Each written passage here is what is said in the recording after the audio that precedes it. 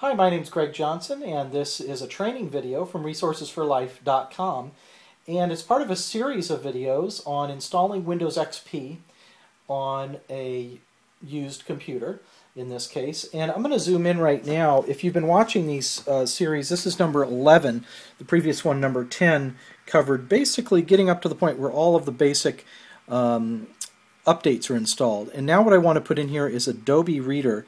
So I want to show you some things about installing Adobe Reader. So I'm going to search here Google for Adobe Reader, and then you'll notice here in the results we want to find the one that says Get Adobe, and I'm just going to click on that.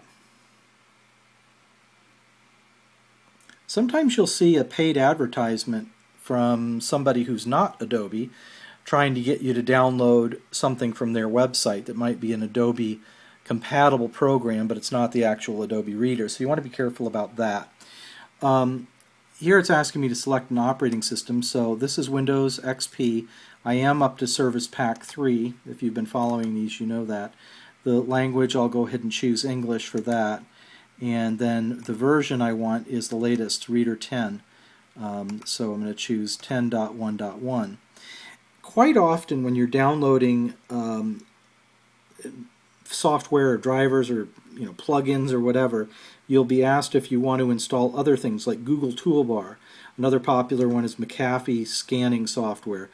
It's probably a good idea just to remove any check marks and select no, that you don't want that stuff. So I'll click on download, and I know for a lot of people downloading basic software and getting it installed is a pretty simple process, and you don't really need a support video for that. But for some people it can be confusing, so that's why I'm providing this video. Right now we're waiting for the installation to continue. There's nothing on the screen to indicate how far we've progressed. So I have to go down here to notice, oh, okay, it's 0% of something, and that's like a window that's behind the other window, so I have to click on that.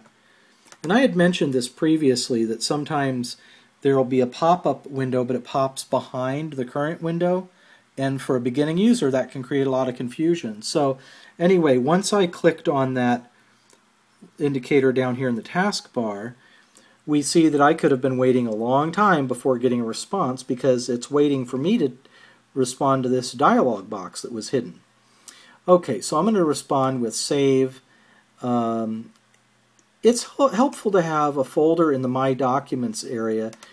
I usually have one called Computer Support, and then in there there would be a folder that would be called Software, and you may have other folders in there as well, like one for reports that you run or whatever.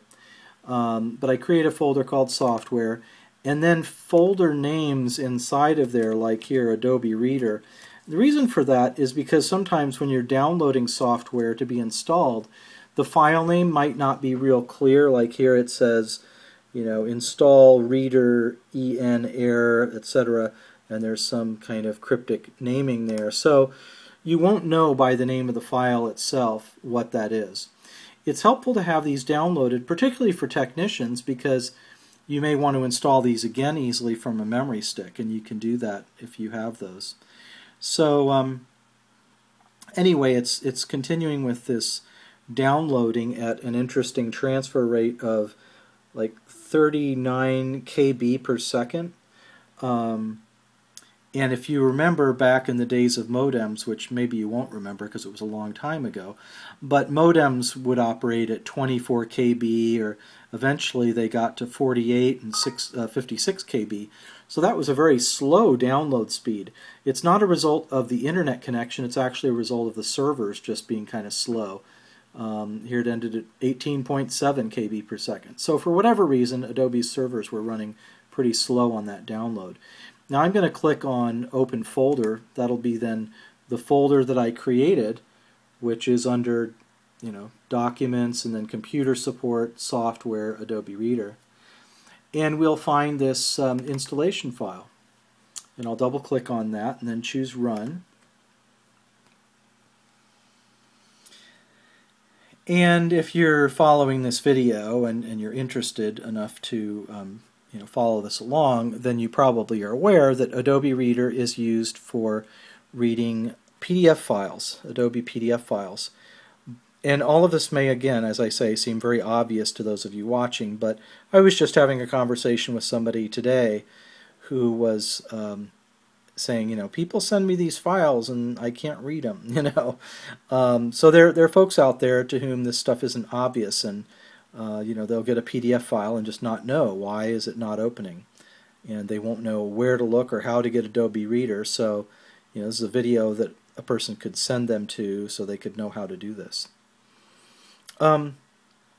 The file that I downloaded earlier was not Adobe Reader. It's an installer for Adobe Reader.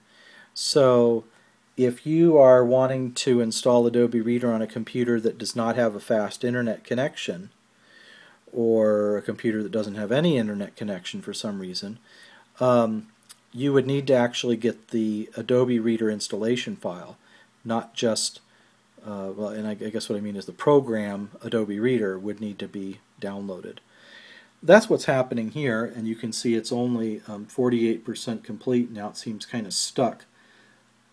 So just as was the case before, one begins to wonder if maybe there's some other dialog box or window or something in the background. I'm going to go ahead and pause right now because I can see down here that in this case it's just a matter of the hard drive light flickering and going solid. You can see that here. Most computers have, if it's a notebook typically, it'll have this a light indicating that the hard drive is spinning, and that lets you know something's happening. Here we're up to 54%. So I'm just going to pause until we get to the next step. You'll see the process here is about 90, here it says 95, 96% complete. There's some other things going on in this foreground window, so it's about done. This computer that I've been using for this series of videos is a Dell Latitude D600, and it has the Pentium M processor, which steps down the processor speed to save on battery power.